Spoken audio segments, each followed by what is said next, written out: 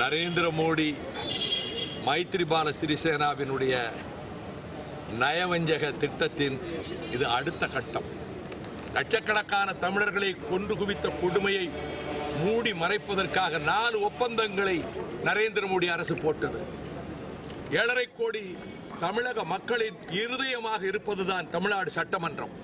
இந்த சட்டமன்றத்தில் அப்பொழுது முதலமைச்சராக இருந்த ஆட்சி பொறுப்புக்கு வந்தவுடன் அதிமுக பொதுச் செயலாளர் சகோதரி ஜெயலலிதா அவர்கள் 2 தீர்மானங்களை ஏகமனதாக நிறைவேற்றியிருக்கிறார்கள். ஒன்று, இலங்கை அரசு மீது பொருளாதார தடை விதிக்க வேண்டும், குற்றவாளி கூண்டிலே சர்வதேச குற்றவாளி கூண்டிலே நிறுத்த வேண்டும் என்று பொருளாதார தடை விதித்து தமிழ் மக்களை கொண்டு குவிக்கின்ற அரசுக்கு சரியான நெருக்கடி கொடுக்க வேண்டும் என்று தமிழ்நாடு சட்டமன்றம் தீர்மானம் நிறைவேற்றி இருக்கிறது. இதை காலில் போட்டு விதிச்சிட்டு நரேந்திர மோடி சர்க்கார் 4 பொருளாதார ஒப்பந்தம் போட்டு அணு ஒப்பந்தம் உட்பட அவர்களுக்கு பொருளாதார ரீதியாக வலுவை கூட்டிவிட்டு தமிழர்கள் பிரச்சனையே இல்லைன்னு உலகத்தை காட்டுறதுக்காக இதுதான் இவர்களுடைய திட்டம். அடுத்து சுதந்திர தமிழீழத்துக்கு பொது வாக்கெடுப்பு நடத்த வேண்டும் என்று இதுவும் சகோதரி ஜெயலலிதா அவர்கள் சட்டமன்றத்திலே போட்ட தீர்மானம் தான்.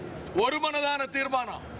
இந்த தீர்மானத்தை எல்லாம் குப்பை தொட்டியில போட்டுட்டு நரேந்திர மோடி சர்க்கார் சிங்கள இனவாத கொலைகார அரசை தோளிலே தூக்கி வைத்து கொண்டாடி கொண்டிருக்கிறது. வினையை விதைக்கிறார்கள். இந்த அக்கிரமங்களுக்கெல்லாம் உடந்தையாக முன்னைய அரசு இருந்ததை போலவே இந்த அரசும் இருக்கிறது. ஊர் உலகத்தை ஏமாற்றுவதற்காக இவர் இலங்கைக்கு செல்வதாக கூறுகிறாரே, முதலில் இவர் போறதுக்கு முன்னாடி ராணுவத்தையும் போலீஸையும் சிங்கள அரசு வெளியேற்றட்டும், சிறையில் இருக்கும் தமிழர்களை விடுதலை செய்யட்டும், தமிழர் காணிகளை தமிழர் நிலங்களை ஆக்கிரமித்துள்ள சிங்கள குடியேற்றங்கள் வெளியேற்றப்படட்டும். இல்லாவிட்டால் நரேந்திர மோடியும் ராஜபக்சே முன்பு போன அதே வழியில் சிறிபால சேனாவோடு சேர்ந்து கொண்டு கைகோர்த்து கொண்டு போக போகிறார். தமிழர்களினுடைய புதைகுழிகள் மீது போய் நடந்து போய் பார்க்க போறாரா? என்ன நியாயத்தை சொல்ல போகிறார்?